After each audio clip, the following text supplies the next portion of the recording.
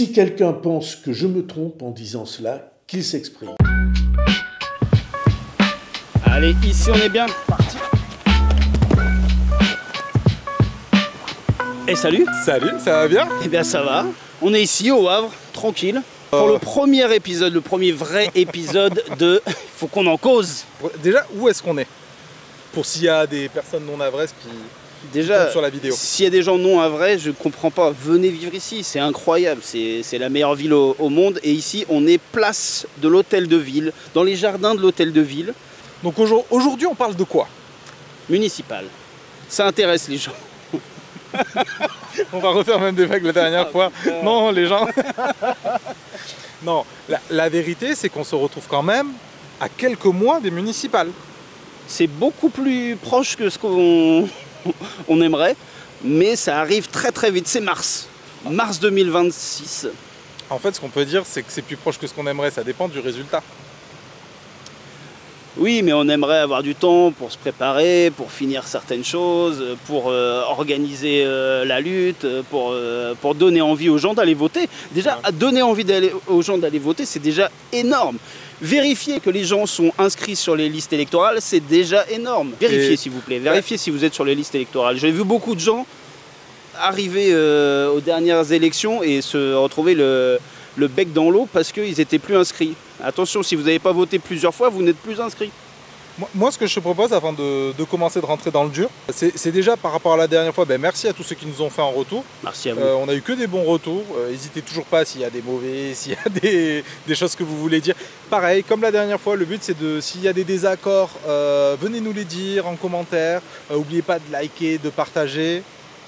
J'ai envie de dire... c'est le concept de l'émission en fait. C'est le concept de l'émission. Il faut qu'on parle, mais pas que nous. Il faut que vous aussi vous nous parliez, donc n'hésitez pas. C'est ça. On a prévu aussi de faire la voilà pendant le mois d'août 2-3 épisodes en tout. Mais après à la rentrée, il y a déjà des gens qui ont commencé à nous dire ouais, moi j'aimerais qu'on parle de ça, j'aimerais qu'on Bien sûr. Donc à partir de septembre, normalement, vous verrez d'autres têtes sur le format. Et c'est très bien. Et d'autres voix. On veut entendre les gens parler. Ensuite, petite chose importante, à la rentrée, on a prévu une petite campagne de financement avec d'autres annonces et tout ça. Mais en attendant, il y a toujours, on mettra en description, le lien du Hello Asso. Parce que en fait, le Havre des Luttes, que ce soit pour les événements qu'on fait, pour des tournages comme celui-là, là voilà, on a 2 caméras, on a les micros, les trépieds, les cartes mémoire, les batteries, la mémoire, ça coûte très cher la mémoire. Il nous faut le matériel de montage, bref, ça nous demande beaucoup de moyens. Et on est une association, on n'est que des bénévoles. Et par exemple, sur ce genre de format qu'on veut faire là, il va y avoir quelque chose qui va nous impacter avec des horaires d'hiver. L'obscurité va arriver vite. On a besoin de lumière. De batterie pour les lumières. Voilà, pour nous éclairer. Donc n'hésitez pas à aider le Havre des Luttes. N'hésitez pas à souscrire, à sonner la cloche et à commenter. Ça fera toujours plaisir et ça fait avancer les choses. Franchement, on a beaucoup de projets, mais on dépend, on est tributaire malheureusement des moyens. De nos moyens en fait pour l'instant. Et qui sont pas beaucoup. Donc, et qu'en plus aussi on a cette volonté d'essayer d'être accessible pour tous et donc on essaie toujours de faire du gratuit, donc ça dépend de la solidarité commune. Merci à vous. Tu sais quoi, je vais te laisser introduire par quoi on commence. Là il est clair que ça fait une éternité que Édouard Philippe est aux commandes de la ville et que ça se ressent réellement, c'est-à-dire que les comptes sont en berne, culturellement c'est très très triste ce qui se passe dans les assos, je ne parle même pas de l'éducation dans les écoles qui ferment et tout ça. Donc il y a j'espère la fin d'un cycle de la droite au Havre, mais il va falloir que la gauche ait quelque chose à proposer. Avant de venir sur la gauche, on peut déjà parler des chiffres de la dernière municipale, qui moi je trouve il y a des choses à voir dedans. Édouard Philippe, contrairement au précédent, déjà il n'est pas passé au premier tour. Ouais. Ensuite, je crois, si je ne me trompe pas, c'est au premier tour, il y a 38% du corps électoral qui s'est mobilisé. Ce qui est extrêmement peu. C'est faible, très faible. Et au deuxième tour, il y en a 41% ou 42%. Donc on n'a même pas la moitié, et je ne parle pas de la moitié de la ville, mais de la moitié des gens qui peuvent voter.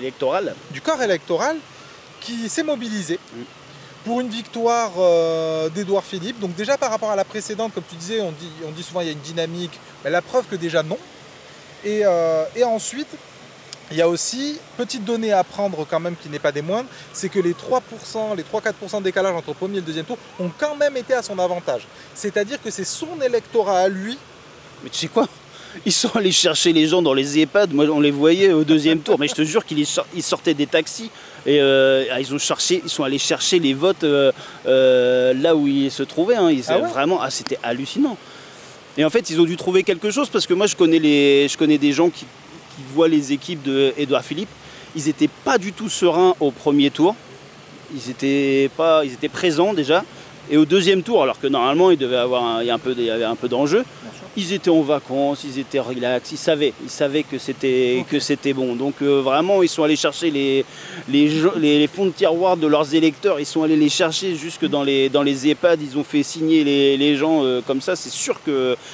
Et comme tu dis, ça se joue à tellement peu de voix que eux, c'est trouvable en fait, c'est finalement trouvable. Ce que je trouve dommage surtout, c'est que ça monte parce qu'on est une ville quand même plutôt précaire. Donc on aurait un corps électoral où on pourrait se dire qu'il est plutôt voué ça à se la vérifie sur les, ça se vérifie sur gauche. les, ça se vérifie sur les présidentielles, ça se vérifie sur les, Bien sûr. Donc c'est dommage que ça se vérifie pas sur les municipales. Mais ouais, mais ce qui est dommage, c'est que donc pour l'instant, à gauche, on n'arrive pas à donner un élan populaire et à montrer qu'une ville qui passe à gauche, ça change des choses. Bien sûr. Donc voilà, moi il y avait ces chiffres-là, avec en plus des grandes disparités selon les quartiers et tout ça. Hier, il y a eu un article sur Mediapart. Terrible. Est-ce que tu peux raconter un peu?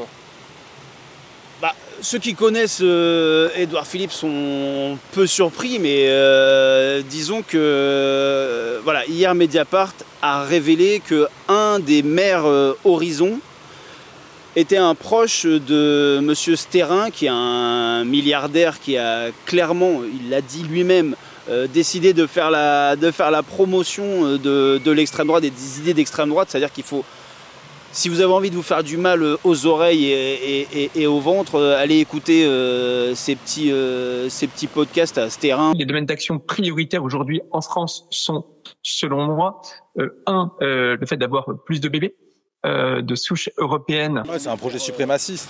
C'est un suprémaciste, c'est-à-dire que c'est du Trumpisme à la française. Et donc Édouard Philippe a des amis et des proches de son groupe, de sa formation politique qu'il a créée, qui s'appelle Horizon, qui sont proches de cet homme-là, c'est-à-dire qu'ils travaillent dans l'école. C'est ça, ils sont formateurs, si je me souviens bien. Formateurs dans l'école de Sterrin, qui est une école purement d'extrême droite, avec des idées d'extrême droite. À sa tête, deux maires. Raphaël Cognier, membre de Horizon, et Antoine Valentin, de l'UDR. Pierre-Édouard Sterrin, c'est lui qui nous a donné le premier ticket significatif, qui nous a permis de nous développer et puis d'aller chercher d'autres messages. Il nous a semblé utile de créer Politiquer pour former les maires de demain que vous êtes. Et c'est là l'objet de Politiquer, c'est de pouvoir faire changer la France par le bas. La communication est enseignée par un journaliste qui travaille pour le site de droite ultra-conservatrice Boulevard Voltaire. Je vais vous montrer Nicolas Dupont-Aignan. À plusieurs reprises, il a proposé cette mesure, à savoir l'ouverture d'un bail aux ITRDN réservé aux condamnés pour les faits terroristes. L'idée, en fait, c'est d'avoir quelque chose de très accrocheur qui va faire réagir les médias. En fait, l'objectif du Dupont-Aignan, il est rempli. Et lui, ça le dérange pas. Non, et on a vu comment il y a des gens qui ont été surpris et tout ça, mais nous, ça fait quelque chose. Le rapprochement d'Édouard Philippe et de ses idées avec l'extrême droite. Il mange avec Marine Le Pen le soir. Mais justement, truc tout bête. Nous, ici, on a vécu une séquence, il y a 2 ans de ça, il y a Europe Écologie Les Verts qui sont venus. Ils ont fait leurs universités d'été ici, et il y a eu un scandale par rapport, parce qu'il y avait Médine qui avait tweeté quelque chose, des gens l'avaient pris avec mauvaise foi, alors qu'il s'est excusé. Bref, ça avait fait encore une fois, toute l'islamophobie lui était tombée dessus, ça avait fait un scandale national. Une shitstorm sur rien. En plus, à cette époque-là, il faisait beaucoup de plateaux, il était extrêmement clair, enfin bref. Il y avait eu tout un scandale sur Europe Écologie Les Verts, Marine Tondelier qui va surveiller Médine quand il vient. Disons que les Verts, c'était pas très bien comporté. Si. Moi, je veux rappeler un truc. C'était pas très bien comporté. Ah ouais, c'était Sandrine Rousseau, elle s'est barrée de la salle quand il est rentré. C'est une dinguerie. Sandrine Rousseau. Sandrine Rousseau, les gens. Elle est partie. Madame intersectionnalité, madame. Ils ont mis un groupe spécial question de l'antisémitisme sur les côtes de Médine. Enfin, une dinguerie. Ça a été scandaleux. Et pour vous faire une idée, à l'époque, normalement, quand il y a des universités d'été ou en tout cas des événements d'une telle envergure d'un parti, il y a ce qu'on appelle le salut républicain. C'est-à-dire que le maire local, qu'il soit d'accord ou non avec les idées, mis à part que ce soit de l'extrême droite ou quoi, il vient dire bonjour, serrer la main, accueillir, bon, il fait son travail de maire. Et ce qui s'entend, ce qui est normal, bref. Et bien là, comme Marine Tondelier et Europe Écologie Les Verts accueillaient Médine, Édouard Philippe a décidé de ne pas aller serrer la main à Marine Tondelier parce qu'elle allait accueillir Médine. C'est-à-dire, il en est à un stade de je ne vais pas aller serrer la main de la meuf qui accueille l'arabe, on ne sait jamais que ça puisse être contaminant, par contre aller bouffer avec Le Pen. Ça lui pose pas de problème. Littéralement tailler la bavette pour avec. aller voir qu'est-ce qu'il éloigne mieux d'elle. Mais... Et on a constaté à l'occasion du dîner, qui était un dîner cordial, que nous avions des désaccords très profonds sur de très nombreux sujets. Vous aviez besoin d'un dîner pour constater ça? Mais comment on peut faire ça? Tu sais quoi? En fait, moi justement, c'est sur ce que j'écris là sur la vidéo, sur le livre qu'il a écrit, il y a toute une partie sur le voile. Notamment, parce que l'islamophobie. Aujourd'hui en France, quand vous êtes... Attends, explique bien, c'est sur le livre que Édouard Philippe vient de sortir pour faire sa campagne. Il a expliqué, il a écrit un livre, Le prix de nos mensonges, qui est un livre de campagne, qui est un livre pour se faire inviter sur les plateaux, qui est un livre pour aller faire des signatures dans des librairies, et grosso modo faire un peu le tour de France de sa promotion. Donc ce qui fait que ce ne sont pas des livres passionnants, ils sont très faciles à lire, ils disent pas grand chose, parce que comme on est encore à 2 ans des élections présidentielles, évidemment il faut qu'ils se laissent une marge de manœuvre. Par contre, aujourd'hui en France, on ne peut pas faire une campagne politique, surtout à droite, mais même à gauche. Sans taper sur les musulmans. Mais sans parler de ce sujet-là en tout cas. Parce que le pays est dans une telle hégémonie raciste qu'ils savent qu'en fait, dans le champ du racisme, ils vont devoir se poser. Et on va dire que le champ va de Zemmour-Le Pen à un Villepin. Ça c'est le champ de la droite. Et il faut que dedans tu te distingues. Et la distinction sur l'aspect... Le baromètre du racisme. Sur le baromètre du racisme est très importante. Donc lui, il arrive sur le débat du voile en disant que non, l'interdiction du voile dans les lieux publics et tout ça, il n'est pas pour, mais il dit pas grand-chose. Mais plus tard dans le livre, il dit quand même, c'est un symbole de l'affiliation. Alors je sais plus comment il le dit exactement dans la vidéo lorsque je la ferai, quand je me motiverai, parce qu'il faut se motiver à faire une vidéo sur Édouard Philippe. L'écriture, elle est bien avancée, mais grosso modo, à la fin, il revient à dire que quand même, c'est un signe, un symbole dans le sport, c'était clairement... Mais en fait, lui, ces élections, elles se passent toujours sur un premier, mais aussi un second tour. Et donc lui, il sait que ça doit être un sujet, d'ailleurs, il précise, oui, mais voilà, pas dans les équipes de sport nationales. Le voile, oui, mais quand même, il va falloir unir le culte musulman autour d'une instance. Il va falloir casser les accords d'Alger. Quand il y avait eu ici, suite à la mort de Naël, des petites dégradations, il a dit c'est du racisme anti-blanc. Donc il est obligé quand même de se caler. Dans son livre précédent, il disait quand même qu'il fallait des lois d'exception pour les musulmans. Oui, c'est ça. C'était quand même hardcore, quoi. C'est très hardcore. On rentre dans le champ raciste français de la droite classique. Oui, mais c'est intolérable. Enfin, c'est juste intolérable. C'est-à-dire que moi, je comprends pas les gens qui sont dans ces équipes municipales et qui sont musulmans, je comprends pas comment ils acceptent ça ou comment ils vont pas le confronter sur cette question-là. Enfin, c'est juste hallucinant, quoi. Et pour le coup, il y a ce grand champ donc où lui doit se situer, mais à la fin, la vérité, la vraie raison, la vraie chose qu'il pense, au fond, lui, il s'en fiche. Et pas dans le sens où il n'y a pas de conviction derrière islamophobe ou autre, c'est dans le sens où lui, il doit stratégiquement savoir avec qui au second tour il va pouvoir négocier et sur quels enjeux politiques il va devoir lâcher. Parce qu'un second tour, vous lâchez, ok, mais je vais te donner tel projet de loi, je vais te donner tel ministère, je vais te donner... Et celui sur le racisme, on sait que ça va être un grand enjeu pour la droite au second tour. Ah bah oui, je trouve que t'es gentil avec lui. Je le trouve un peu molle sur cette histoire. Non, mais là c'est purement techniquement pour expliquer sur le second tour comment ça va se passer. Ouais. Non, mais parce qu'à la fois il est opportuniste, mais il n'est pas que opportuniste. Je pense qu'il y a un fond, il y a quand même un fond raciste. Enfin, tu regardes les vidéos Horizon où il présente ses universités d'été. Je pense que plus blanc que ça, je pense que ça peut servir à une pub pour Ariel. Hein. Les Jeunes Horizons organisent une journée qui va être, à mon avis, assez décapante.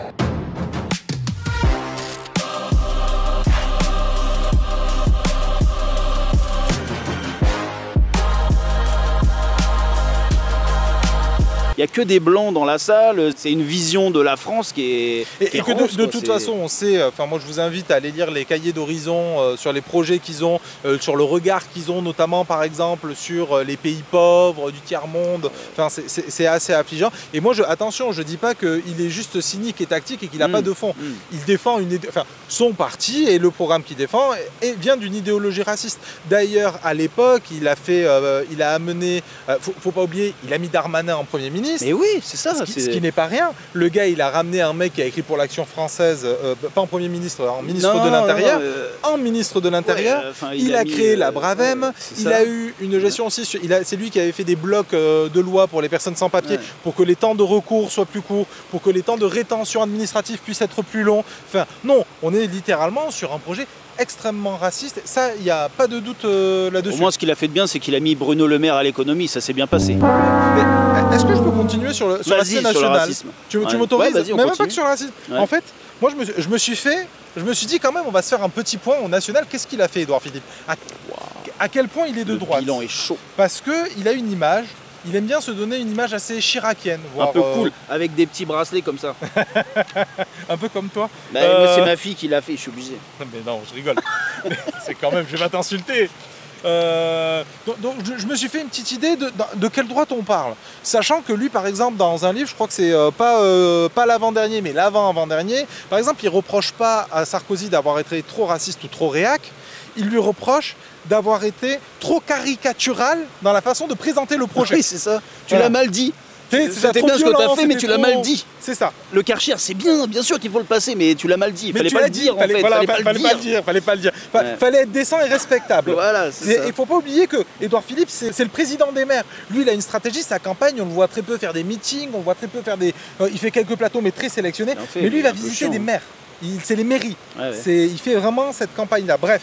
Et donc, en fait, je me suis dit, allez, on va se rappeler un petit peu de l'époque. Et le gars, quand même, déjà, c'est lui la fin de l'ISF. Ouais.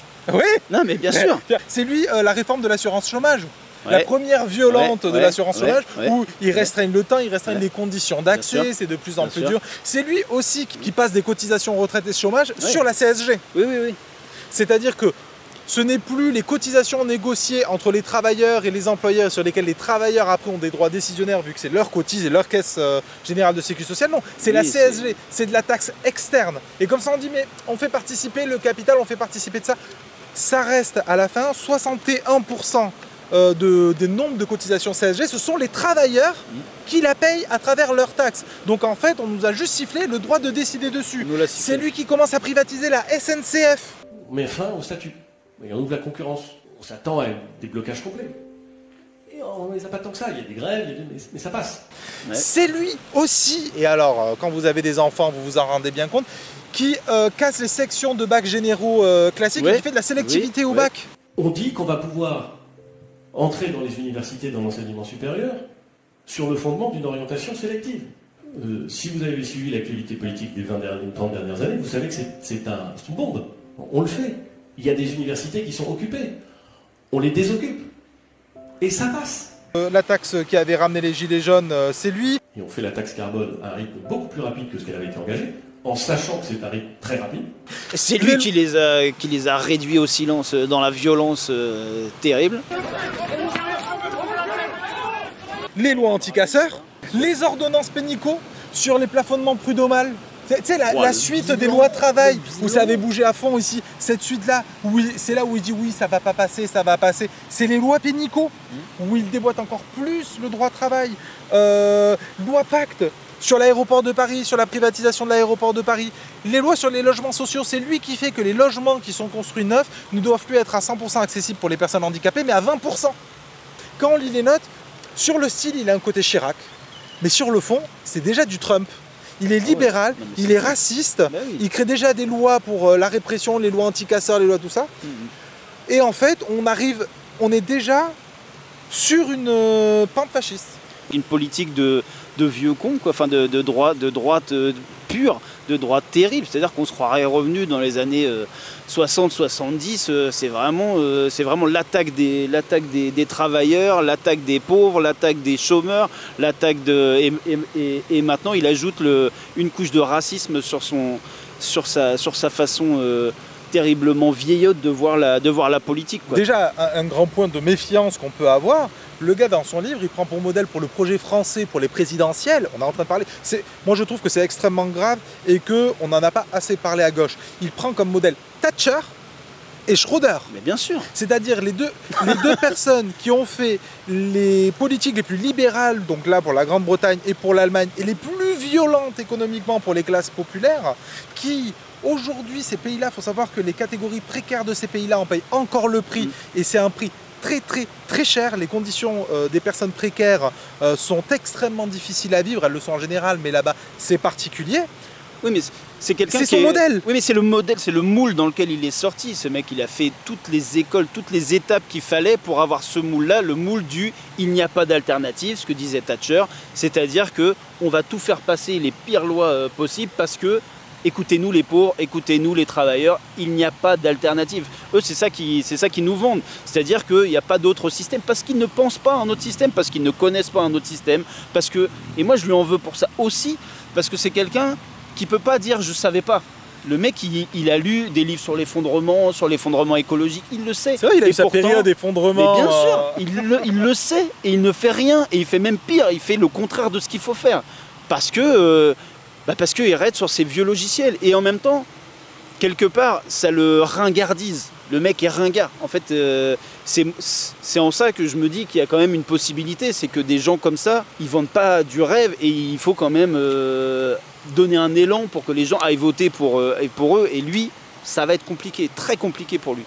Mais pour l'instant, il a pour lui les médias. Les médias, les instituts de sondage qui le mettent en premier. Ouais. Il a une stratégie aussi efficace. Moi, je pense qu'il ne faut vraiment pas sous-estimer. Lui, il a un parti de maire.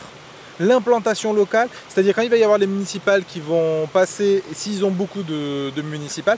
Horizon, tu penses qu'ils auront des... Alors, Horizon et même la droite en général, à partir du moment où des municipales sont acquises, ça va être des lieux faciles où arriver pour faire des meetings. Il va y avoir des gens qui vont lui faire le relais. Oui, mais il va quand même avoir le Retailleau ou le Darmanin il va avoir d'autres candidats de droite, officiellement de droite, et beaucoup plus séduisants pour les droitards. Ouais, mais là, la campagne, il ne faut pas oublier qu'elle n'a pas commencé. Et en vrai, ce qui se négocie entre eux, il se négocie qui va être candidat, mais il se négocie aussi... Mais non, mais ce qui se négocie aussi en ce moment, c'est ok, selon qui est candidat, qu'est-ce que tu vas me donner comme ministère, qu'est-ce que passe. Mais pour l'instant, les codes de popularité ne sont pas faites. Tu vois ce que je veux dire? Bien sûr. Et lui, il part... Pour l'instant dans les médias, et vraiment je comprends pas pourquoi, même d'un point de vue de droite je comprends pas, et il part grand premier. Et avec un programme... qui n'est pas évident en fait, il n'y a pas... Très libéral, très libéral. Oui, mais assez peu prononcé, à part les gens qui lisent son bouquin, les fous comme toi, mais c'est... Après, sur son bouquin, il n'est pas clair sur les mesures encore. Moi, je pense qu'il attend pour donner des mesures choc. Il fait ces mesures choc, il dit on va devoir faire travailler les gens plus dans la semaine. Plus longtemps dans la semaine, plus longtemps dans l'année, et peut-être plus longtemps dans la vie, oui. Il dit des dingueries comme ça qui le rendent pas... Mais ce qu'il ne faut pas sous-estimer, c'est que pour beaucoup de gens qui sont pas politisés, c'est aussi une marque de responsabilité, tu vois, très paternaliste, très... moi je suis désolé, je l'ai déjà dit la précédente fois, mais moi j'ai pas grandi dans un milieu politisé, et je viens d'un milieu pas politisé, précaire et tout ça. Et en vrai, moi quand j'entendais des personnes comme ça étant jeune, tu vois, avec des beaux costards cravates, avec un cérémonial, avec des moyens, il y a une mise en scène quand même, des accès à des plateaux, des accès à des maisons d'édition, des accès... Enfin, il y a une mise en scène énorme. Je me disais... Je parle de quand j'étais jeune, pas du tout politisé. Il doit quand même avoir un peu raison. Moi, tu vois, je me disais pas, putain, le gars pour penser qu'il peut gérer ça lui de la façon. Il a un ego de merde, je me disais pas ça, je me disais, waouh, quand même, vu la situation, le monde, comment il va et tout, il me dit, il va falloir, parce que là aussi, il commence à donner l'idée, il va falloir envoyer les enfants en service militaire. La guerre en Ukraine, le génocide à Gaza, il a peut-être raison. Bien sûr. Et c'est normal. C'est un rouleau compresseur médiatique qui fait que qui te vendent, et c'est une imagerie, c'est-à-dire que c'est l'imagerie de la politique. Tu te dis, ah bah c'est ça la politique, c'est le monsieur, il est habillé comme tu dis, et s'il a pas de cravate ce jour-là, c'est qu'il est un peu détente, il est un peu cool. Il est gentil. Il va faire l'inauguration d'une salle de sport ou un truc comme ça, voilà, il est très sympa. Rien que le titre de son livre. Le prix de nos mensonges, et ça commence, et tous ceux qui l'interviewent, ils sont sur ça, tu vois. Je veux parler du prix de nos mensonges. Tu vois, les Français, on se ment sur les mesures qu'on a fait quand lui était Premier ministre, s'il te plaît, le salaud. C'est-à-dire, oui, lui, il est en train de nous dire, non, mais il a tellement... mentez, bâtard, c'est toi qui as fait le truc. Il a tellement changé de gueule ces 4 dernières années qu'il a l'impression qu'on a oublié que c'était lui.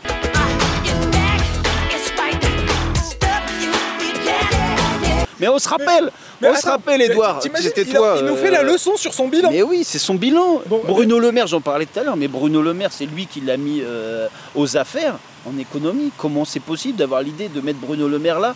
Et le catastrophique, le bilan de Bruno Le Maire qu'on connaît aujourd'hui et qui nous met dans la sauce.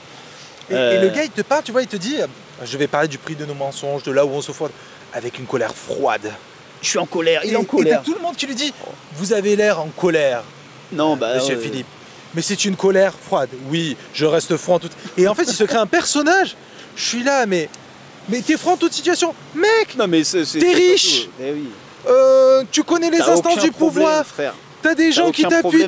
Mais moi aussi, je suis froid dans ces cas-là. Nous, pourquoi en bas, on est énervé? Pourquoi on est épuisé? Nous, la colère chaude, nous. Mais oui. Bah oui.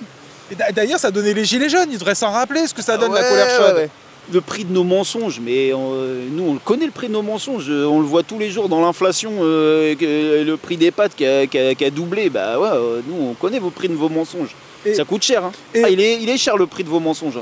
Et évidemment, il y a aussi le Édouard Philippe, maire, que toi tu connais mieux que moi en tant que cavré. Si je peux ne pas le voir le plus possible dans ma vie, de ne pas voir Édouard Philippe, je le fais, mais ouais, je suis obligé de le voir, parce que c'est quelqu'un de très malin. C'est-à-dire que c'est quelqu'un qui n'habite pas au Havre, qui n'est jamais présent au Havre, que quand il faut couper un petit ruban pour inaugurer un truc, un machin, il est là pour se faire mousser quand il écrit un bouquin, il est là dans les pince-fesses et tout ça. Avec la stratégie de la trottinette. C'est-à-dire quand il est là, comme il n'y est pas souvent, il prend une trottinette pour aller d'un bout à l'autre, pour que tout le monde le voit. Oui. Bah, dans le centre-ville, hein, c'est vrai qu'on le voit très rarement dans les quartiers hauts, à part quand il y a une inauguration ou quand il va faire des repas dans les familles quand il est en campagne. C'est un malin et c'est un stratège. Ça c'est quelque chose qu'il faut reconnaître aux gens de sa composition. C'est que c'est des gens qui pensent qu'à ça toute la journée. Nous, on pense à comment on remplit le frigo, comment on fait pour gérer les gosses, gérer la famille. Lui, il n'a que ça en tête. Il a que... J'ai poussé le vice jusqu'à regarder le documentaire Édouard, mon pote de droite. Moi, j'aimerais le voir, mais il est payant. Je veux pas donner d'argent. Bah écoute, c'est une chance pour toi. Parce que c'est dur. C'est à la fois un document intéressant sur ce que c'est que d'être un politique sur une rampe de lancement. En fait, tu vois que finalement, il y a peu de surprises dans sa vie. C'est-à-dire que c'est quelqu'un qui pensait qu'il allait être quelqu'un et qui finalement est quelqu'un parce que quand il est sorti de son école l'ENA, l'ENA, il avait le choix entre soit rejoindre le PS Martine Aubry à Lille, soit revenir ici où il avait un peu des accointances parce qu'il avait une partie de sa famille qui vivait un peu au Havre. Je me suis dit, pourquoi pas, je vais aller à droite.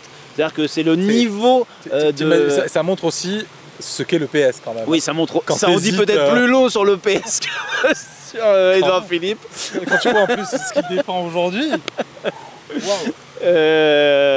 Ouais, est-ce qu'Édouard Philippe n'est pas... Est-ce que c'est pas l'héritier d'Hollande?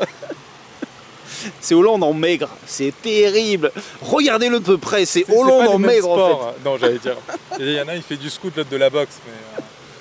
Non, mais c'est pareil, cette image de boxeur, mais bref, au municipal ici, ça parlait des enfants. Le prix de la cantine, c'est quoi ces prix? Mais le prix il donne aucun argent. Dans toutes les mairies de France, il faut donner un peu d'argent pour acheter le matériel, tout ce qui fait qu'on peut fonctionner dans la classe. C'est-à-dire que les maîtresses ont de l'argent. On est un des prix les plus faibles de France. Je dois être à 20 balles par an, par élève, quand dans d'autres villes, ils sont à 45, 50 balles. C'est ahurissant. Il ne donne aucun argent pour les écoles. Il a fermé 2 écoles ici, il en a fermé 3 là-bas. Il a eu énormément de fermetures d'écoles pendant son mandat, énormément. Et il y a eu d'ailleurs des mouvements de parents ici sur la question. Bien sûr, des parents se sont rebellés. Mais c'est surtout que c'est incompréhensible. C'est-à-dire que c'est des fermetures pour faire un peu de business, parce que c'est des écoles qui étaient bien placées dans des quartiers où le mètre carré est cher. Mais c'est surtout aberrant sur... finalement, les gamins se sont retrouvés trop nombreux dans des classes dans d'autres écoles. Donc qu'est-ce qui s'est passé? Puisque c'était dans des quartiers, notamment dans des quartiers un peu bourgeois, et les parents sont partis dans des écoles privées. Et il a réduit des places aussi dans les quartiers populaires. Déjà, il y a le prix des cantines qui est extrêmement haut. Moi, j'ai halluciné. On parlait tout à l'heure de mairies de gauche très douces, genre Repsamen. Moi, je payais beaucoup moins pour mes enfants. Vraiment beaucoup moins. On a l'une des cantines, si ce n'est la cantine, je crois, la plus chère de Seine-Maritime. Dans les écoles, on en est à ce niveau-là, sachant que Le Havre est une ville avec un grand taux de... On est dans un grand taux de pauvreté sur pas mal de quartiers, donc il n'y a vraiment aucune volonté... Oui, et puis c'est-à-dire que moi au début je disais rien parce que ils gardaient le fait d'avoir des gens de cantine, des cuisiniers, des cuisinières à l'intérieur des écoles et qui faisaient la bouffe avec des produits de sains et tout, sauf que là ils sont déjà en train de parler de faire une centrale. Parce que moi, c'est pas centralisé pour l'instant? Il y a des écoles encore, de grosses écoles, par exemple l'école Bouchard de Sainte-Cécile, il y a encore des cuisines, il y a encore dans plusieurs écoles, mais là ils parlent de tout centraliser, tout envoyer dans des petites barquettes. Il va à contre-courant de tout ce qui est préconisé maintenant, dont on fait le bilan depuis des années. C'est vraiment ce qu'il ne faut pas faire. Ouais, bien sûr. C'est une dinguerie, c'est une folie. Puis c'est surtout, ça va être des économies sur les salaires. Mais lui il s'en fout, il met ses enfants, il fait toute leur scolarité à Paname. Donc, il y a eu aussi énormément de budget. D'ailleurs, c'est sur ça qu'il avait été épinglé en 2018 sur les budgets de la ville qui étaient déréglés, où je crois qu'il avait fait plus 15% d'endettement sur la ville, parce qu'il avait fait énormément de budget de rénovation au centre-ville, mais rien pour les quartiers ou très peu à proportion. Ouais. On est sur une municipalité où plusieurs fois l'opposition a retoqué le fait qu'il y avait des consultations qui normalement sont obligatoires qui ne sont pas faites. Ouais. Nous, on a eu des témoignages de camarades qui sont dans des partis ou comme ça, de comment c'est dur de débattre, même dans le désaccord. Quoi. Oui, mais il s'en fiche. Déjà, c'est pas filmé, donc il peut faire ce qu'il veut. Il y a aucune. Qui va aller lire les PV des assemblées? Donc ils s'en fichent. Mais oui, mais c'est une vision très autocrate, quoi. C'est Dieu sur terre et il commande. Et je le redis, c'est aussi un manque de confiance dans les équipes présentes. Il y a des gens qui sont là pour 30 ans, des gens qui font des carrières entières dans les bureaux ici et qui sont attachés à la ville parce qu'ils y vivent, parce que c'est leurs enfants qui vont dans les écoles, c'est eux qui vont dans les assos, dans les trucs, donc il faut les écouter eux, quoi, en fait. Bien sûr. Il y a aussi on est dans un désert médical. C'est hallucinant. Alors, le dernier chiffre, c'était plus de 20 000 Havrais sans médecin. En vrai, moi, je pense que c'est beaucoup plus. Nous, on fait partie de ces familles qui n'ont pas de médecin de famille du tout. Donc, c'est assez compliqué. Et oui, il y a des mesures d'urgence où les médecins se sont organisés sur la question, on va dire la vérité. Hein. Oui. Mais qui, eux-mêmes, étant surbookés parce qu'ils essayent de compenser, mais ils ne peuvent pas faire des miracles, on se retrouve vraiment dans des situations... Et puis ils en finissent par en vouloir aux jeunes médecins qui arrivent et qui veulent avoir des horaires normaux. Désolé, mais... Déjà, on n'en a pas beaucoup des jeunes médecins qui arrivent. Les jeunes médecins, ils ont envie de vivre, ils ont envie d'avoir une vie, en fait. Toi, t'en connais beaucoup des jeunes médecins qui arrivent? Non, non. C'est ça ce qui est compliqué. L'hôpital qui était débordé parce qu'il n'y avait pas assez de capacité d'accueil, je ne sais plus combien c'était de milliers de gens en trop annuellement, ils ont agrandi. Mais en fait, comme proportionnellement ça a été beaucoup plus vite, mais c'est toujours pas suffisant. Non, c'est pas suffisant. Mais moi je me suis cassé. Il y a plein de gens que je connais, ils soignent pas, ou ils vont à Paris, mais il faut avoir les moyens. Moi je me suis cassé la cheville et je suis en revenant pour un examen, j'ai entendu 2 médecins qui parlaient, dont un qui était en larmes, une femme médecin qui était en larmes en disant mais là on va au casse-pipe. C'est-à-dire qu'on ne peut même plus faire l'urgence. C'est-à-dire qu'il faut... Quand même, le boulot, c'est de prévenir avant qu'il se passe quelque chose de grave dans ta santé. Là, ils ne peuvent plus le faire et ils ne peuvent même plus faire l'urgence. C'est une dinguerie, on ne se rend pas compte. Ouais, c'est vraiment... Et donc, il n'y a pas de mesure faite. Il est assez libéral sur la question. Pour lui, c'est l'offre et la demande. il y a des propositions d'aide un peu, de faire de la pub de la ville, mais il n'y a pas de proposition ferme. Toi, tu en avais parlé d'ailleurs, c'était très intéressant, les propositions pendant le débat sur le fait de faire venir, comment ils s'appellent ces médecins étrangers? Les PADU, ce sont les praticiens à diplôme hors Union européenne en France. Ce sont des médecins qui viennent d'Algérie, qui viennent du Maroc, qui viennent travailler en France et qui sont exploités en région parisienne. Nous, on estime que ça serait peut-être pas mal de leur dire qu'il y a ici au Havre des gens qui seraient prêts à les payer au tarif normal de ce qu'un médecin doit être payé. Le fait aussi, ça c'est quelque chose où nous on parle depuis longtemps, le fait qu'à un moment donné, ça serait bien aussi de prendre des jeunes de quartiers populaires de préférence, parce que ça permettrait d'élever socialement des familles, et de signer un contrat avec eux où on leur paye les études, le logement, de quoi se nourrir, franchement, de quoi faire des études sereinement. On prend les candidats qui ont les meilleures notes, etc. Et tu fais un contrat où après, en échange, ils sont obligés de venir travailler 15 ans, 20 ans pour la ville. Et en plus, ça élève aussi le niveau des quartiers où ils vont exercer, parce que ça crée des populations qui ont plus de moyens. Après, moi, ce que je trouve fou, c'est à quel point, finalement, le bilan, il est sale. Il y a une incompétence. Et ces gens-là, ces gens de droite, à chaque fois on dit « Ah mais ils sont quand même compétents, ils sont sérieux ». C'est du sérieux, c'est des gens qui ont les compétences pour le faire. Mais regardez les bilans, à chaque fois, les bilans ils sont... Et il y a aussi cette grande légende, il faut absolument qu'on en parle. Tous les gens disent « Ouais mais t'as vu, depuis que la droite est là, le Havre il a beaucoup changé ». Ça, c'est un mythe. Regardez toutes les autres villes de France, elles ont changé forcément depuis Ça s'appelle le temps qui passe, quoi. Le temps qui passe, mais il y a eu, mais v'là la thune venue de l'Europe, v'là la thune. Il y a eu énormément d'argent pour changer les villes. On est sur une décennie, sur les 20 ans qui sont écoulés, c'est-à-dire les années où il y a eu la droite au Havre, où il y a eu énormément d'aide aux villes pour faire de la rénovation, pour faire des avancées culturelles, des trucs comme ça. Alors, ils en ont profité de fou, donc arrêtez de dire c'est grâce à eux. Quand on a vécu dans d'autres villes, je suis désolé, l'évolution du Havre par rapport à d'autres villes, en termes de qualité de vie pour les habitants, je parle. Le Havre, la qualité de vie, elle est bonne, mais parce que le Havre est une super ville, que les Havrais... Écoutez-le, il a raison. que les Havrais sont... Enfin, ça je parle, c'est mon avis personnel, sont sympas. On se retrouve quand même dans le privilège d'avoir une ville au bord de la mer, dans un cadre qui quand même, que beaucoup de gens jalousent je pense. Mais par contre, il est faux de dire que la ville est avancée grâce à la droite. Et puis de toute façon, le projet, en gros, si moi je le regarde de l'extérieur, le projet d'Édouard Philippe, c'est un grand fan de Alain Juppé, et lui, c'est son délire, Édouard Philippe, c'est de faire un peu ce que Alain Juppé a fait de Bordeaux. C'est-à-dire c'est une ville bourgeoise, une ville dortoir, c'est-à-dire une ville qui est occupée par des Parisiens fortunés qu'une partie de la semaine, c'est-à-dire le week-end quand ils viennent se reposer.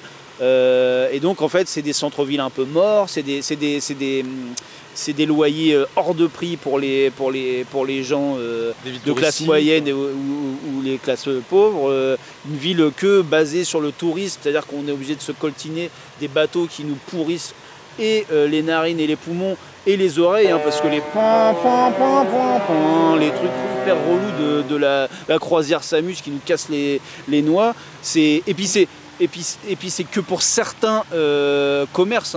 Les touristes, déjà, en général, quand ils descendent de leur bateau de croisière, ils partent directement dans des centaines de bus qui les emmènent à Paris.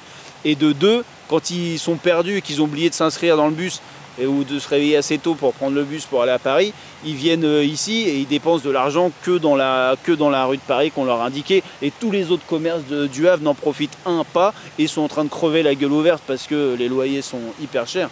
Donc non, le bilan, il est pas bon. Moi, je viens du Pays Basque. On a vu comment le tourisme massif est venu beaucoup abîmer la qualité de vie des gens qui y habitent. D'ailleurs, on est beaucoup à être partis pour des questions de prix, pour des questions de services faits que pour le tourisme. Oui. Et déjà, moi je pense que le Havre, premièrement économiquement, n'est déjà pas forcément une ville qui s'y prête, mais les seuls qui vont, les principaux perdants dans l'histoire, ça va être les Havrais. Parce qu'une ville qui est dédiée au tourisme, ça veut dire que l'espace public, les locaux disponibles et de ça sont pour des activités économiques et touristiques. Donc ça veut dire au revoir les activités culturelles locales, au revoir les activités associatives locales. Il faut mettre aussi de côté tout ce qui est militant, essayer de ne pas faire de gaffe, du Airbnb, et c'est néfaste. Et nous on le voit déjà au niveau associatif, on n'a pas de maison des associations. Dès qu'on veut militer, souvent la sous-préfecture peut interdire des manifestations, etc. Regarde la marche des fiertés. La marche des fiertés a failli être annulée ou repoussée parce que l'horaire a été changé parce qu'il y avait les grandes voiles. Voilà, c'est ça, c'est le tourisme avant tout. C'est une politique un peu mortifère et surtout pas axée sur les gens du Havre, quoi. Et alors moi je veux rappeler un petit, avant qu'on passe, parce qu'après on va passer peut-être à parler un peu du contexte municipal et de la gauche et tout ça. Ce qui est bien, c'est qu'on avait dit qu'on parlerait qu'une heure et je crois qu'on va en reparler encore 3 heures. Chouette. Et si moi quelque chose que je voulais dire par rapport à cette campagne qui va jouer pour les municipales et les présidentielles, Édouard Philippe est en train de... Moi j'ai vu quelques articles passer sur, oui, à l'époque c'est l'un des rares, sinon l'un des seuls de son groupe parlementaire à ne pas avoir voté contre le mariage pour tous. Alors moi j'aimerais déjà rétablir une vérité, il n'a pas voté pour non plus.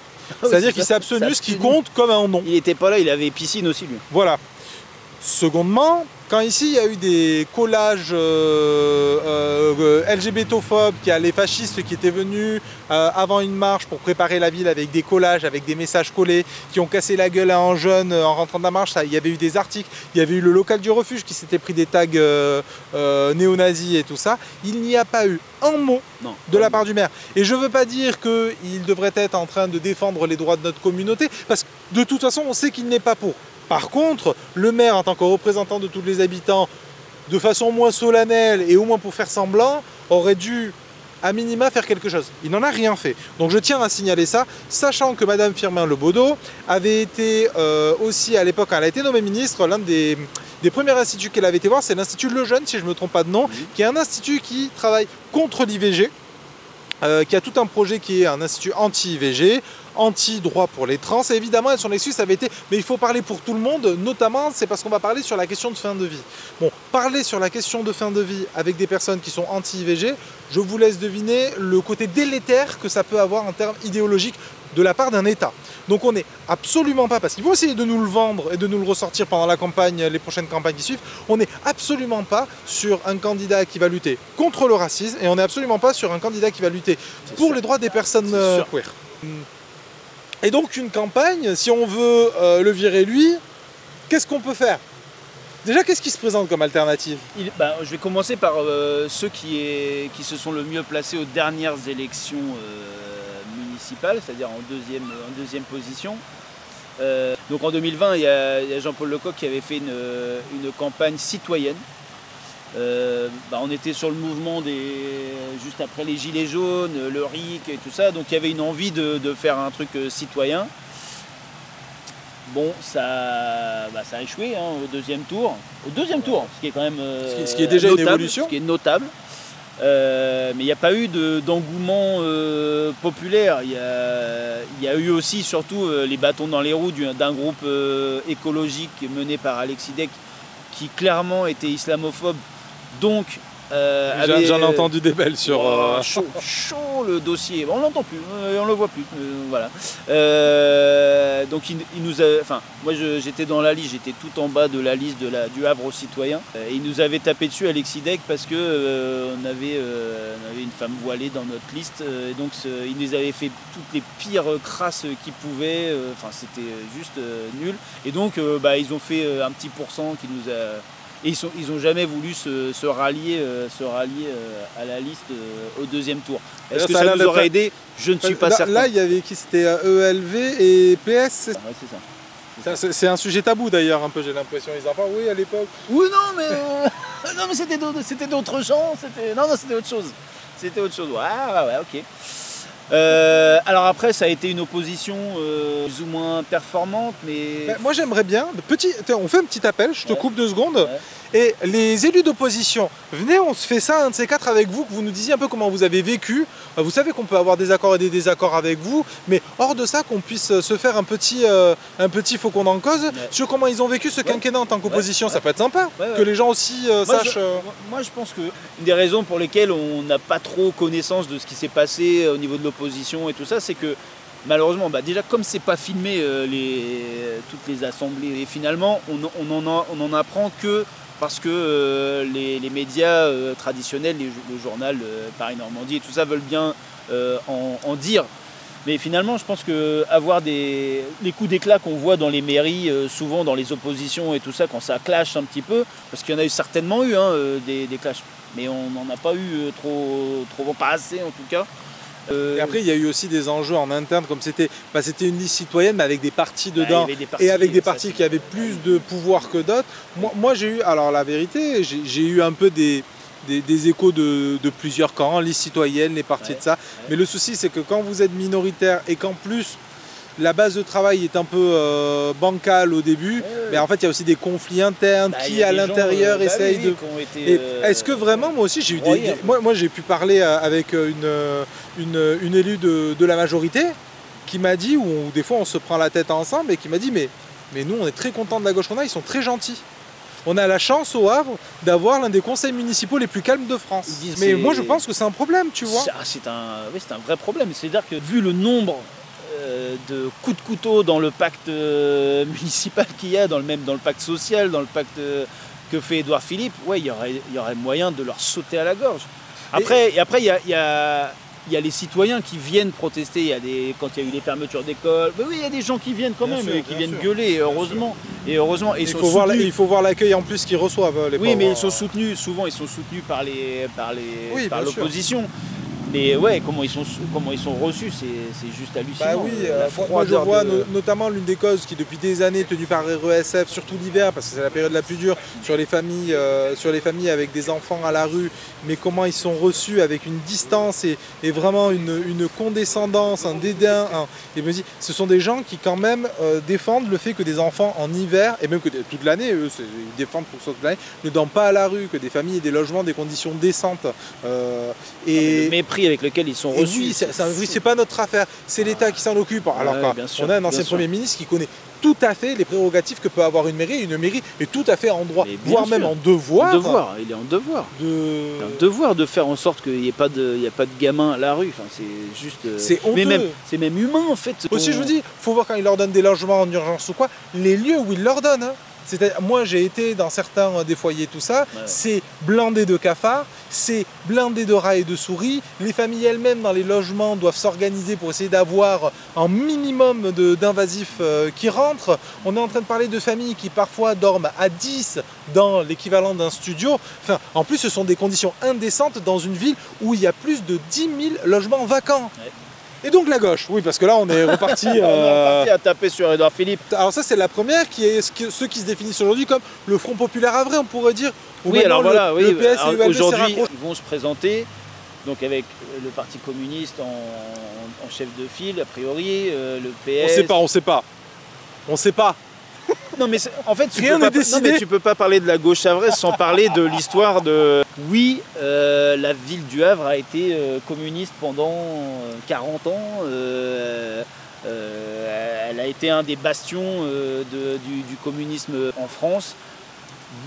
Des Havrais en gardent un très mauvais souvenir. Moi j'avoue que j'ai passé une enfance de rêve dans cette ville. Donc, non, je suis pas d'accord, tous les Havrais en gardent pas un mauvais souvenir. Non, mais j'ai pas dit tous, j'ai dit certains. Ah pardon, j'ai dit certains. Non, j'ai dit certains. Non, certains. Et après, quand tu parles avec eux, tu finis par comprendre pourquoi en fait ils détestent la gauche, quoi. Mais non, mais il y a des gens qui gardent ouais, c'était froid et trucs, mais on n'a jamais vu autant de fêtes gigantesques ici. Il y avait des concerts, il y avait du monde jusqu'ici. On a vu Johnny Clegg au bout de cette avenue Foch là-bas, il y avait 75 000 personnes. Enfin, c'était une dinguerie. Donc en fait, non, moi je me souviens d'une ville très culturelle. Il y avait beaucoup de pognon pour la culture. Les gens se sont un peu gavés. Mais voilà, bon, en tout cas, les communistes ne sont plus aux affaires depuis au moins quasiment 30 ans. Après, il y a qui donc ça va être avec le PS, avec ELV, ouais, avec Ensemble, avec l'après. Voilà. Et c'est ce que j'ai entendu au meeting la dernière fois. Eux, ils sont un peu du camp de il faut l'union du NPA à Glucksmann. Ils ont dit ça? Oui, oui. au meeting que nous avons d'ailleurs enregistré au Havre d'Élite, vous pourrez aller le regarder. Qui a d'autres? Qui a d'autres? Parce qu'il finit pas de présenter le paysage. Il est délicat, il y va avec douceur. Bon, bah, il y a la France Insoumise. Oui, il y a ta maison. Oui, il y a ma maison, ouais, il y a la maison, Ah, la si, France c'est pas Insoumise. grave. Bien sûr, là en face, la France Insoumise. Je dis en face, mais oui, en face, parce que la France Insoumise a décidé de ne pas partir avec ce groupe-là dans les conditions telles qu'elles sont. Ça, on en parle après, justement. Parce que, mais ouais, ça me paraît intéressant. Ça leur paraît pas possible. Et ça fait près de 4 mois maintenant qu'on bosse sur un programme. Non, mais on peut reprocher ce qu'on veut à la France Insoumise. J'ai rien dit. On peut reprocher ce qu'on veut à la France Insoumise, mais c'est quand même eux qui savent faire un programme que tout le monde autour ont du mal à attaquer parce que c'est bien ficelé, notamment sur les budgets, sur les trucs. Donc la France Insoumise nationale a envoyé une boîte à outils pour faire C'est pratique, faire des travaux pour... Non, mais une boîte à outils pour faire un programme... Explique-moi ce qui se passe en interne, c'est pas la question, t'en fais pas, poteau. Je te taquine, j'aime bien te taquiner. Bon, en fait, en face, il y a la France Insoumise.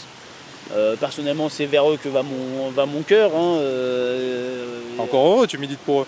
Et ouais, voilà. Ensuite, il y a... Là, j'étais parti très à gauche, et maintenant, je vais revenir vers la droite. Et là, il y a le Havre est à vous, qui a été lancé, on peut le dire, par Franck Testart, qui était l'ancien directeur du Tetris. Il y avait Franck Testart et quelques autres amis à eux, je pense. Oui, bah, c'est lui qui a lancé l'idée et qui en est un peu le porteur, et qui est l'idée de faire un mouvement citoyen, une espèce d'élan citoyen pour gagner. Alors moi, ils ont essayé de me le vendre en m'envoyant un documentaire à Montpellier, c'est Montpellier. C'est la ville de Montpellier. Et le documentaire montre une équipe. Alors au début c'est sympa, il y a des genres de gauchistes un peu gentils, tu vois, qui se mettent ensemble. Et à la fin ça se termine. Rappelle la première mesure qu'ils décident d'inscrire dans le programme. Alors parce que c'est ça le principe du Havre est à vous, c'est d'aller demander aux gens qu'est-ce que vous voudriez pour la municipalité. Bah les gens comme ils sont pas rompus à l'exercice de la politique. Et que surtout tu vas demander à des gens, naturellement tu rencontres des gens de ta classe aussi, faut le dire. Oui, alors tu rencontres des gens de ta classe ou des gens qui ont le temps, c'est-à-dire des retraités, des machins, et ils te disent ce qu'ils apprennent sur CNews, c'est-à-dire qu'il faut plus de flics, il faut plus de vidéosurveillance. Donc ça c'était dans le documentaire à Montpellier, les premières mesures qu'ils prennent c'est ouais, on va mettre plus de flics et plus de vidéosurveillance. Donc là déjà, déjà le côté de gauche il est flingué au sol. Et à la fin, ils se terminent. Ils sont derniers en premier tour et ils font une alliance avec un milliardaire pour essayer de vaincre le... Putain, c'est vrai, j'avais oublié ça. Oh là là. C'est horrible. C'est la vidéo promotion. Non, mais, et là, tu te dis, mais c'est pas possible. Donc, si vous voyez ce documentaire-là, dites-vous que ça ne marchera jamais ici. Et alors, découverte officielle, ils viennent au débat qu'on organise. Ouais. Il faut savoir que quand on organisait ce débat, il y avait des débats à gauche, union, pas union, mais ça débattait pas trop de fond, ce qui est normal, c'est pas grave, c'est une campagne, on débat sur les sujets un peu imposés et tout ça. Et nous, on a proposé aux partis qui se disent de gauche, venez, ceux qui veulent, et nous, on organise un débat, comme de toute façon, on n'est pas partisans en soi, et que ça permettra de parler de fond. 4 heures de débat, nous on en a fait un bilan sur ce débat-là, mais tout le monde a eu l'honnêteté de venir, a eu le courage moi j'ai trouvé ça chouette. Hein. C'était un exercice pas facile hein, bien sûr, d'être sur la scène. Et surtout qu'il faut aussi dire, on n'a pas facilité, c'est début à peine la campagne n'a pas tout à fait commencé, on fout 5 caméras 4K sur la tronche de personnes sur une scène avec un public, il fallait, les micros. Pour une municipalité, c'est pas... Et voilà, et tout le monde l'a fait. Et eux, ils avaient laisse-moi raconter un truc. Et donc voilà, moi déjà, chapeau, parce que les gens sont venus et ça c'est cool. Mais eux, ils sont venus et déjà ils précisent, oui, nous on nous a invités, vous dites des listes de gauche, mais nous déjà, on se dit pas de gauche. On se dit ni de gauche, ni de droite. Et alors, il faut savoir un truc, c'est que nous, dans les mails d'invitation, on avait bien précisé les listes qui se disent de gauche. Nous, on n'a pas menti. Voilà, si tu te dis pas de gauche et tu te sens pas concerné, viens pas, frère. Viens pas, il n'y a pas de souci, parce qu'en plus, tu vas te mettre mal. Moi, c'est surtout ça le truc. C'est que tu vas te mettre mal direct. C'est pas l'endroit. Tu vas te retrouver. Voilà. La gauche contre Édouard Philippe. C'était la gauche et ceux qui étaient présents dans la salle. Et je parle pas des candidats qui enfin pas des candidats, des partis qui parlaient, mais le public. C'était de la gauche comme nous, un peu chiant. Donc nous, déjà, les partis, on a tendance à les trouver assez mous. Et non, mais ils avaient un handicap aussi, c'est-à-dire que c'est un groupe qui veut demander aux gens du Havre de créer le programme. Donc là, ils sont arrivés, nous on était déjà en slip, mais eux ils avaient même pas de slip. Ils avaient rien. Attends, donc c'était très surtout, compliqué. Ils commencent à dire aussi, et moi il faut savoir, c'est un truc qui a tendance à me saouler, parce que ça fait trop de fois que je vois une certaine sociologie de personnes faire ce type d'initiative, et donc à un moment donné, ça s'appelle plus une redondance, ça s'appelle une parodie. Ils disent, oui mais nous on est une liste citoyenne. Et alors moi il y a un principe qui m'énerve, j'ai beau être de gauche plutôt radical, moi il y a un principe qui a tendance à m'énerver. On est quoi nous? On n'est pas des citoyens nous dans les partis? Les partis ce sont des citoyens organisés autour d'une idée commune, enfin de projets communs. C'est exactement ce qu'ils vont faire. Donc ils sont un parti comme les autres. Avec, comme dans tous les partis, les personnes qui ont le plus de temps, le plus de moyens économiques, les plus bourges qui vont être à la tête, parce que voilà. Et ils vont être. Donc moi déjà, ça part sur un postulat de mensonge. Mais alors après ce qui a été dit pendant le débat, moi franchement, je pensais que c'était une espèce de parodie. Déjà, il faut savoir qu'on parle de gens donc à moins d'un an des municipales qui veulent aller à la mairie.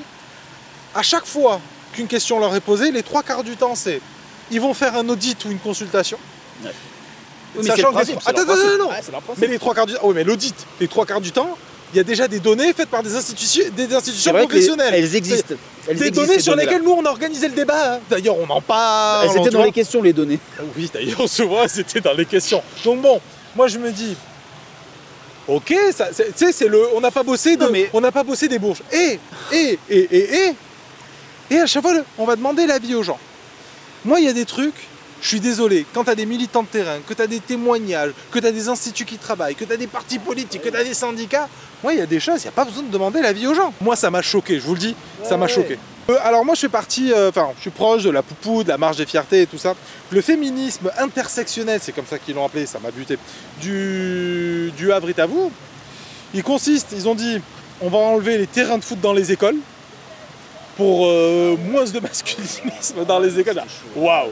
Oui. Le problème, c'est pas que le foot, il faudrait peut-être le rendre plus inclusif, qu'il faudrait prévoir des espaces pour d'autres choses dans les écoles, qu'il faudrait penser... Non, c'est il faut enlever les terrains de foot. Ça doit...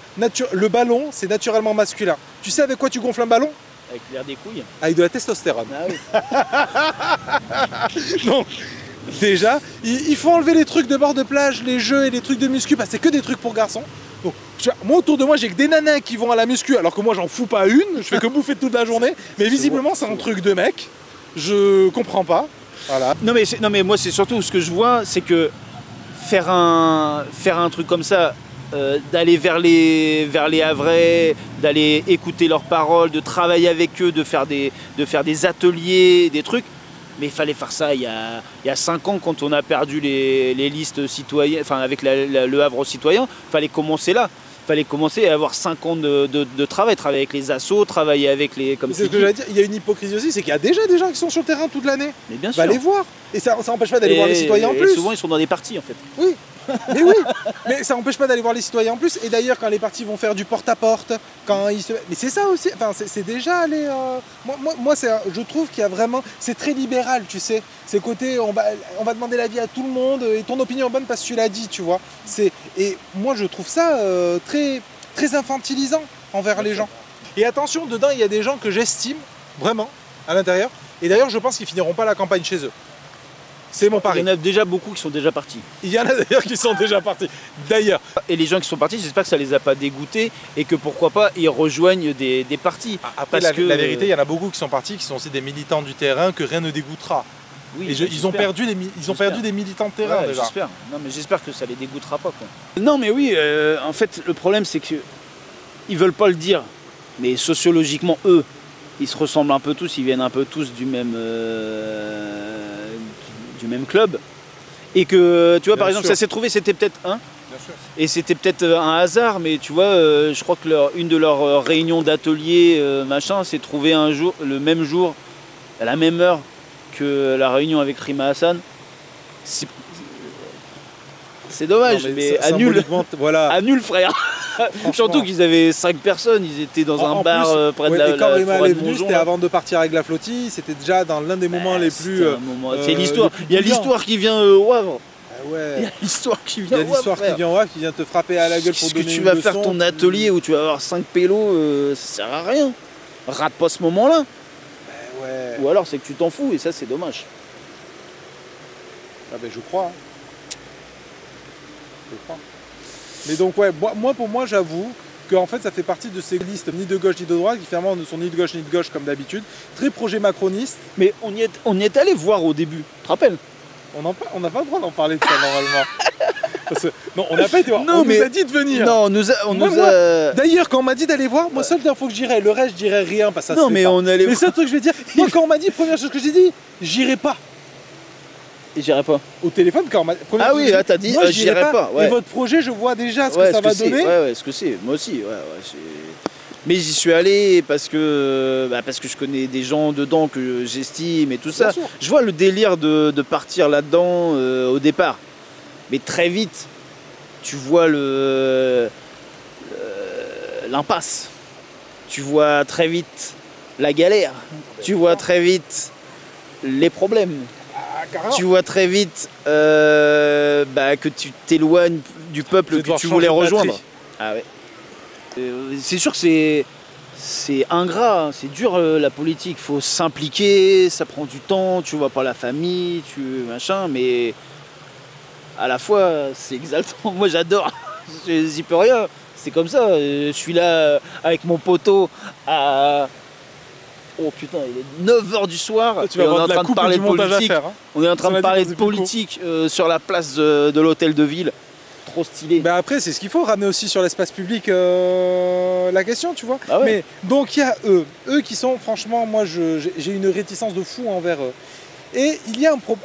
On va pas parler, moi je pense, des nuances entre les différents autres partis, parce que les programmes, ils se retrouvent plutôt en vrai sur le fond, mais il y a un problème, donc il faut qu'on parle de pourquoi il n'y a pas union entre l'AFI et le PC, qui est, moi je dois l'avouer... Oh, t'as dit l'AFI, le PC et les autres, ils n'existent même pas. Mais je vais te dire mon avis.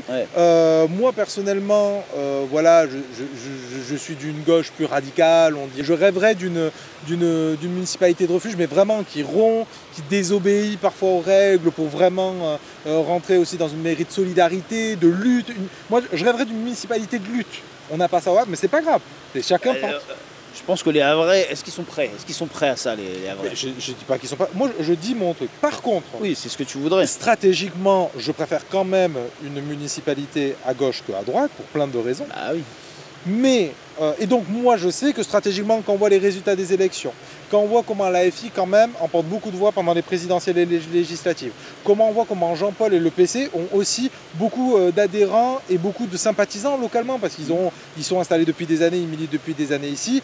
Moi ce que j'aurais bien aimé, en tant que non convaincu, mais qui va donner sa voix au plus stratégique, qui est cette union-là qui se fasse, et je pense qu'en plus c'est celle qui représente le plus largement au Havre. Il peut y avoir d'autres partis de gauche pour une municipalité, je pense que c'est pas du tout un problème, qui se rallient dedans, des partis plus, ELV, bref. Par contre, il y a un problème, je pense, et tu vas me confirmer ou non, parce que tu fais partie de l'AFI et tu sais plus que moi, le problème commun, enfin, le problème de cette non-union, on le connaît. C'est le PS. Bah oui.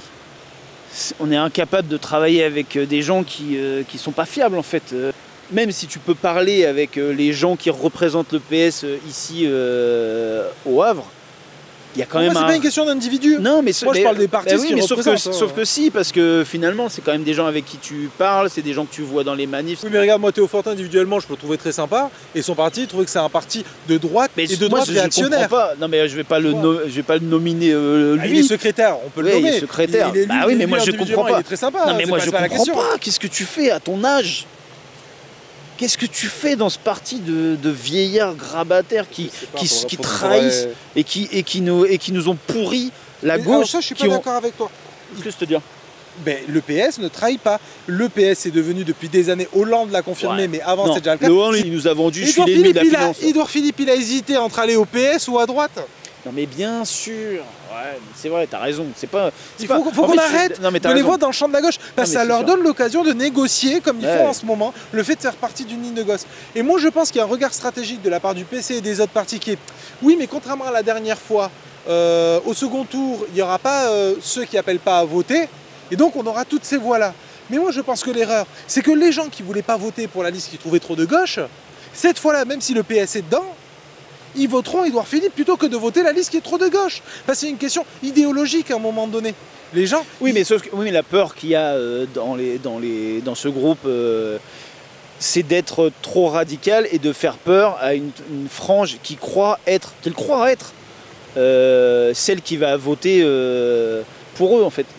En fait, ils ont mais la peur. elle n'est pas radicale en plus. Oui, non, mais bien sûr. Sur ce que j'ai pu entendre des questions programmatiques, que ce soit du PC ou de la FI, il y a des nuances qui pourraient se négocier en conseil municipal sans souci, tu vois. Oui, mais tu vois bien ce que médiatiquement il est en train de se passer depuis quelques années, la cornerisation de la France insoumise, de la mise au pilori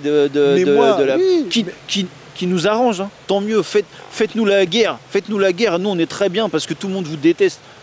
Je parle des médias mainstream, tout le monde les déteste, donc plus ils nous mettent ce que je ne à l'amende, plus on monte dans les sondages. Le Parti communiste, il le voit très bien, ça. D'ailleurs, on voit comment Jean-Paul a été traité par l'extrême droite quand il y avait la journaliste là, de chez Frontières qui a fait un scandale parce qu'il lui a dit de se pousser, parce qu'elle n'arrêtait pas de le coller. On voit comment en ce moment il commence à être aussi montré en image comme quelqu'un d'agressif, il est en train, ce qu'on disait la dernière fois, il est en train d'être mélanchonisé. Moi, Jean-Paul, franchement, j'ai des désaccords avec lui et son parti, ils le savent. Par contre, c'est une figure à laquelle je tiens et pour laquelle j'ai beaucoup d'affection. Rien que sur la question palestinienne, la solidité qu'il a eue du début à la fin, même quand son parti a flanché, il est très solide, il connaît les dossiers, il a une capacité à... Pareil, les AESH, comment directement, dès qu'il a eu la parole prise, il a été l'amener à l'Assemblée nationale. Moi j'ai un respect profond pour Jean-Paul là-dessus. Par contre, comment tu peux préférer, je dis pas que c'est Jean-Paul, je parle du PC, tu vois, préférer le consensus, le PS, le consensus, et moi je pense même, et je fais partie de ces gens-là, attention, je dis pas ça, moi je pense même qu'il va y avoir des gens, si la seule alternative c'est ça, mais en fait je suis même pas sûr. Hésiter. Non mais tu sais quoi, je suis même pas sûr qu'ils soient ensemble en fait, parce que moi je parle avec eux de loin, tu vois, je sais pas leur stratégie exacte. Ils se sont annoncés ensemble au Front Populaire après. Oui, mais sauf que là, dernièrement dans les journaux, chacun a son chef de file. Et ça n'a pas l'air d'être... Ça c'est normal, c'est parce que là ils vont faire le combat de l'hégémonie interne. Moi je pense que le PC d'ailleurs fait la même erreur qu'a fait la FI aux législatives, ils font revivre le PS en lui donnant la possibilité d'exister.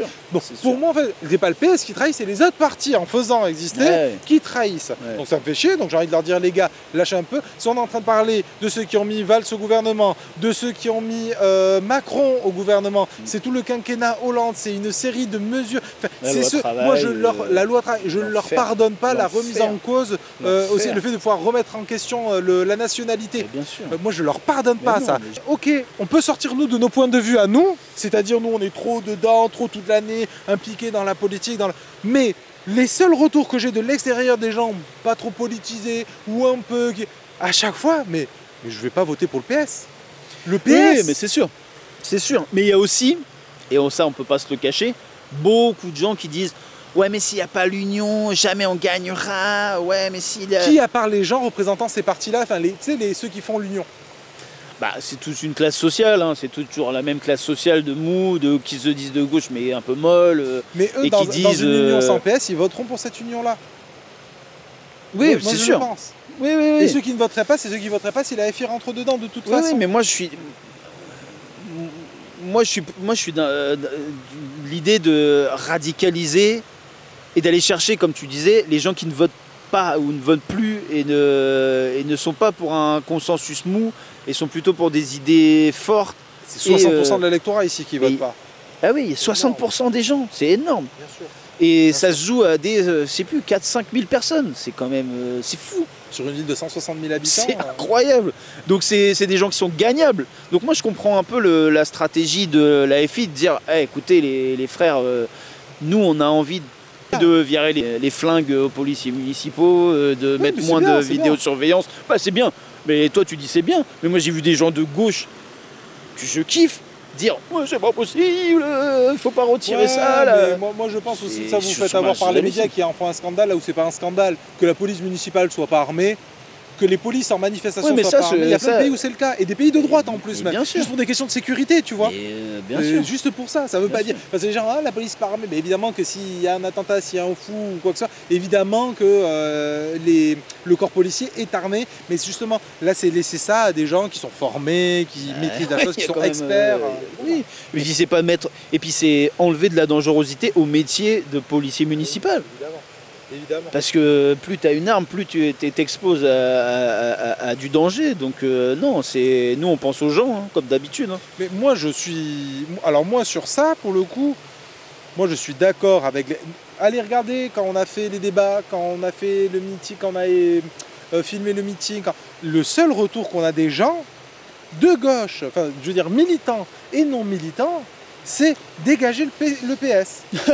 Mais c'est unanime, je veux dire, c'est le seul truc hégémonique qu'on a dans notre camp. Mais ça c'est faisable, on va dégager. Moi je ne comprends pas. Et les gens, parce que j'ai eu le truc de oh mais Théo il est gentil, ben Théo qu'il aille au PC ou à la vie, voilà. Si la question c'est Théo qui prenne ses responsabilités, mais s'il est au PS, et il a le droit en plus, enfin il a le droit de croire aux idées du PS, mais je suis désolé, politiquement, ben oui je lutte contre lui. C'est pas grave. Après, il y a aussi une autre grosse question. Les municipales, c'est aussi une personne. C'est une personne représentée, c'est une personne qui ira... municipale quand même. Bien sûr. Ouais, mais on sait comment ça se passe. À la fin, c'est pas l'équipe municipale qui va faire un débat face à Édouard Philippe. Non, mais par contre, contrairement à des présidentielles, je pense que les équipes peuvent aller dans les quartiers. C'est beaucoup plus les porte-à-porte. Je pense qu'il y a quelque chose de beaucoup plus collectif dans le municipal. Il y a quand même une tête de liste. Oui, bien sûr. Il y a quand même une tête de liste qui sera en grand sur l'affiche. Moi, sur la personne, il y a un candidat dont on aurait tous rêvé. Enfin, tous, je sais pas. Nous, en tout cas, on est des convaincus. Évidemment que si Médine y avait été, j'avoue, il veut pas. Moi, je fais campagne. Alors, je suis pas dans un parti, mais je fais campagne. Tu vois. Et ben évidemment, tu vois, je fais le soldat, c'est obligé. Mais il veut pas. Oui, bien sûr. Ça serait trop bien. Il veut rester notre maire. C'est déjà le maire. Et oui, évidemment que c'est notre maire. Mais j'aurais aimé l'officialité, tu vois. Ouais, ça aurait été pas mal. Faut le voir dans la maison du maire. Mais bon, il y va pas, c'est pas grave, c'est comme ça. Pour moi, la question de la personne, j'avoue, comme on est dans une situation où on n'en a pas ici, de personnes hors Jean-Paul qu'on connaît, moi je suis de ceux qui pensent qu'une personne politique, ça se construit très vite. Parce que c'est porté par une équipe, des médias, et très vite, tu vas avoir tous les médias qui vont vouloir l'interviewer si c'est la tête de liste de la gauche. Il va devoir s'exprimer. Nous-mêmes, personne, qui que tu sois ou qui que vous soyez, s'il y a plusieurs têtes de liste, n'hésitez pas, nous évidemment qu'on est intéressés par le fait de vous interroger, par le fait de connaître votre projet politique. T'allais en parler, mais effectivement c'est un travail aussi de fabriquer de la politique avec les gens qui se constituent Moi je pense que c'est prioritaire. On parlait du candidat démocrate new-yorkais à la municipalité. C'est vrai qu'il a réussi à créer un engouement autour de sa personne quand même. Mais il y a des légions de gens qui vont faire du porte-à-porte, qui vont voir les assos, qui vont voir les gens. Ils sont 50 000, je crois qu'ils sont 50 000 personnes à faire du porte-à-porte. Et je suis désolé, on ne peut pas. Il faut que vous compreniez vraiment que une campagne politique, c'est pas magique. C'est-à-dire, vous allez voir dans les journaux des articles, vous allez voir. Mais s'il n'y a pas de gens sur le terrain pour tracter, pour expliquer le programme aux citoyens, pour aller faire du porte-à-porte, pour organiser les meetings, pour amener les chaises, tout ça, ça se construit pour faire la communication. Et moi, je pense que la gauche perd de plus en plus, parce qu'il y a l'hégémonie de la droite qui est là, et on voit nos maillages locaux, comment c'est compliqué de tenir un collectif ou une association au Havre, en fait, on le paye. Et il va falloir que les citoyens qui veulent d'une mairie moins inégalitaire et qui permettent que par le bas on s'en sorte un petit peu mieux quand même, il va falloir qu'on s'implique. Mais oui, mais ça va nous demander du travail, c'est pas gratuit. Et moi je vous dis, n'hésitez pas à vous impliquer. Il y a l'AFI, vous allez voir leur groupe de travail. Vous pouvez aller au PC, à leur siège, savoir comment ça se passe, ou à un des autres partis. Moi, je ne suis même pas en mode partisan, dire il faut que vous alliez défendre ci, ça. Moi, je pense que la gauche, qu'elle y aille ensemble ou séparée, plus on sera nombreux, plus elle sera forte. il faut pas compter que sur les gens dont c'est pas des professionnels de la profession. Il y en a certains, oui, mais la plupart des gens, c'est que des gens qui s'impliquent, qui décident, comme ce soir, de ne pas être avec leurs proches et juste pendant un temps. Mais chacun a une expertise, chacun a une connaissance d'un milieu, d'un quartier, d'une thématique qui est importante à apporter à l'édifice pour qu'on fasse le meilleur programme, pour qu'on ait les meilleures idées, qu'on puisse aller voir les gens et trouver les meilleures solutions pour eux. Oui. Donc il faut apporter votre pierre à l'édifice. Moi je me suis retrouvé, je pense que cette année il y a un peu un désespoir des gens aussi qui grandit. J'ai eu pas mal de gens autour de moi qui n'étaient pas politisés, ils savent, moi tout le monde sait autour de moi que moi je le suis, c'est pas un secret. Voilà. Et donc ils sont venus me voir et m'ont dit ouais Alex, je veux m'engager. Mais je sais pas, c'est des gens qui n'ont jamais milité dans une orga ou quoi, mais je sais pas comment faire. Et moi, chaque fois, je leur dis, bah, écoute, il doit y avoir, j'imagine, des choses qui t'intéressent plus, sur lesquelles tu es plus sensible, des causes qui te touchent plus parce que c'est des choses qui t'impactent ou parce que tu as une empathie. Mais en fait, va voir les organisations qui s'en occupent. Demande-leur, dis-leur, sois sincère, je sais pas quoi faire, j'ai jamais en quoi je peux me rendre utile. Si jamais tu veux pas, t'hésites, et que tu as des amis qui sont dans la même situation, former un collectif. Aller voir, ça peut être momentané, ça peut être aussi vous dire moi je peux pas m'impliquer tout le temps, c'est trop dur, là il y a des campagnes qui me paraissent importantes, bon mais le temps de cette campagne là je vais aller aider telle partie où je vais, mais ce qui est certain, et bon ça c'est l'histoire de notre camp de la gauche, ça a été prouvé sociologiquement, on connaît notre histoire, nous, nos campagnes, elles ne vont pas se passer principalement médiatiquement. Elles se passeront parce qu'on fait du terrain. Elles se passeront parce qu'on rencontre des gens. Elles se passeront parce qu'il y a une émulation. Et ça n'arrivera pas sans personnes qui le font. Et c'est aussi comme ça qu'on reste de gauche, en fait. Parce que c'est au contact des gens et qui sont sur le terrain et qui vivent des choses et qui vivent parfois des parcours chaotiques qu'on reste conscient de ce qui se passe et qu'on trouve les meilleures solutions pour vivre mieux, quoi. C'est ça, je suis complètement d'accord. Donc il faut pas avoir peur de s'impliquer, de salir les mains aussi. Et il ne faut pas avoir honte de salir les mains, au contraire, vous pouvez être fiers d'essayer de vous engager. Nous c'est pour ça, on peut avoir des positions... il faut avoir peur, en fait ça fait peur. Mais ça regarde, fait peur. Je vais vous dire un truc. On se salit les mains mais on le fait ensemble. Bien sûr, mais nous toute l'année, vous pouvez aller voir la programmation sur le YouTube, sur l'Instagram de ce qu'on fait. On est sur des lignes... Abonnez-vous. Abonnez-vous, la petite clochette, le like, le commentaire, donnez du pognon. mais non, mais la vérité, c'est que toute l'année, nous, on est dans une ligne, dans notre collectif, on n'est pas tous d'accord, mais quand même, on a une ligne un peu plus à gauche, de la gauche, un peu plus radicale. On pourrait dire qu'idéologiquement, aucun parti représente exactement ce que nous, on défend. Par contre, pourquoi on dit, si on s'implique dans cette campagne municipale, on va en parler, faire débat. Sachez que quand on fait débat comme on fait aujourd'hui, c'est pas pour cracher sur les camarades, pour les insulter, mais c'est aussi pour se dire, on fait la discussion pour que les gens rentrent dans le débat avec nous. Pourquoi on fait ça? Parce qu'on se dit, il y a des moments importants qu'il faut qu'on qu'il faut qu'on honore en tant que militant. Il faut qu'on mette nos principes individuels et même de nos petits collectifs de côté et qu'on pousse le collectif. Ben ouais, carrément. Bien sûr.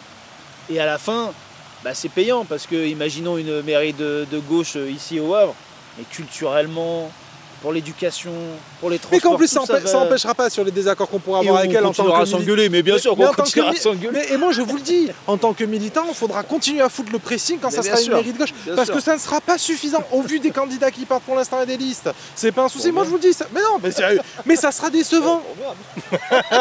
Mais par contre, il y a deux satisfactions qu'on peut avoir. Déjà, premièrement, c'est que même une gauche molle, je peux vous le dire en termes de budget pour les familles, en termes de qualité de vie, en termes de vie associative, de vie de quartier. Moi, j'ai appris qu'il n'y avait pas des vies de quartier vraiment vivantes et tout ça tout le temps ici, en arrivant ici.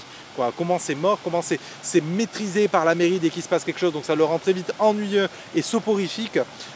Donc en tant que vie générale de la ville, contre la précarité, pour la vie, pour le commerce, tout ça, ça va être une première satisfaction, il y aura un vrai changement et vous pourrez le remarquer extrêmement vite. Ça va arriver très vite. Par contre, il y a quand même une satisfaction, on a un privilège au Havre si on veut s'engager cette année, c'est qu'on a le privilège de dégager un candidat au présidentiel avant que les présidentielles commencent. Imaginez la dinguerie. Mais oui, on a l'occasion de dégager un mec qui va arriver avec le programme de Thatcher. Il veut nous faire travailler jusqu'à je sais pas quel âge, 70 piges. on va le dégager. Mais attends, mais ça, un jour on va en parler de la question de la retraite aussi, parce qu'il veut capitaliser en plus les implications que ça. Je vais pas recommencer sinon je suis reparti pour 1h30 et on va plus avoir de lumière. Par contre, on peut dégager un mec qui arrive avec un programme raciste, qui arrive avec des gens dans son parti qui a un programme profondément queerphobe et profondément antiféministe. On peut dégager un mec qui économiquement veut foutre la France à la ramasse. Et c'est l'occasion de jamais où s'engager. Le plaisir que ça va être, on va se faire un plaisir de le dégager. Alors engagez-vous. Allez. Ah si. Et non. Attends avant de piller de te casser. Oubliez pas, vous abonnez, vous nous dites dans les commentaires de quoi vous voulez parler les prochaines fois. Vous nous dites dans les commentaires. Invitez-nous. On vient. Invitez-nous. On a déjà eu quelques propos et on va, si les gens sont toujours ok, évidemment qu'on va les honorer. Le but, on a déjà d'autres sièges, parce qu'on nous a dit, ouais, ça serait bien d'avoir d'autres sièges. On a d'autres sièges réservés pour quand on aura d'autres gens avec nous, vous en faites pas. C'est des sièges de pêcheurs, pas de guetteurs. Hein. Et après août aussi, attends. Après août, on a dit qu'on commençait à annoncer les lieux où on allait être pour que les gens puissent venir à l'improviste aussi. Ouais. Évidemment. Et pour finir, j'ai envie de dire, donnez de l'argent si vous voulez que le Havre des Luttes cette année puisse suivre cette campagne, si vous voulez que le Havre des Luttes puisse mettre en avant aussi des luttes qui sont souvent trop mises de côté. Et puis voilà. Bonne soirée tout le monde.